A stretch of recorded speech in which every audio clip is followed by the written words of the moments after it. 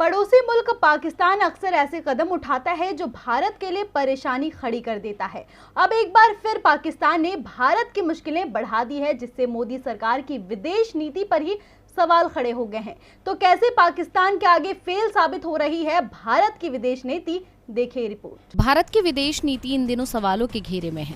दरअसल पिछले कुछ दिनों से भारत का पड़ोसी मुल्क पाकिस्तान विदेश नीति के मोर्चे पर भारत को लगातार मात देता दिखाई दे रहा है। संयुक्त राष्ट्र महासभा में 15 मार्च को इस्लामोफोबिया से निपटने के लिए अंतर्राष्ट्रीय दिवस मनाए जाने का पाकिस्तानी प्रस्ताव भारत के विरोध के बावजूद स्वीकार कर लिया गया। तो अब इस्लामिक सहयोग संगठन OIC की बैठक में कश्मीर के अलगाववादी संगठन हुर्रियत कॉन्फ्रेंस को न्योता भेजकर भारत की मुश्किलें बढ़ा दी हैं। OIC की ओर से ये न्योता पाकिस्तानी दबाव में ही दिया गया है। हुर्रियत कॉन्फ्रेंस को लेकर भारत सरकार कड़ा रुख अख्तियार करती आई है।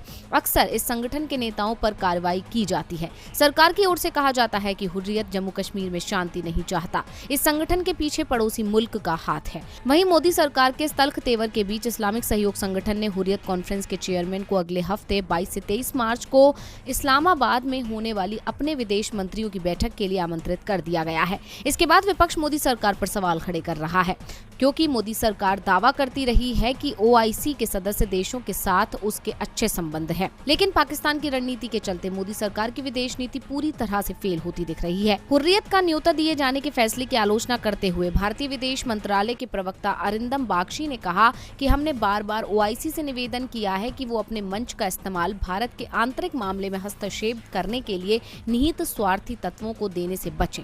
भारत भले ही OIC से हुर्रियत से दूर रहने की मांग कर रहा है, लेकिन ऐसा होता नहीं दिख रहा।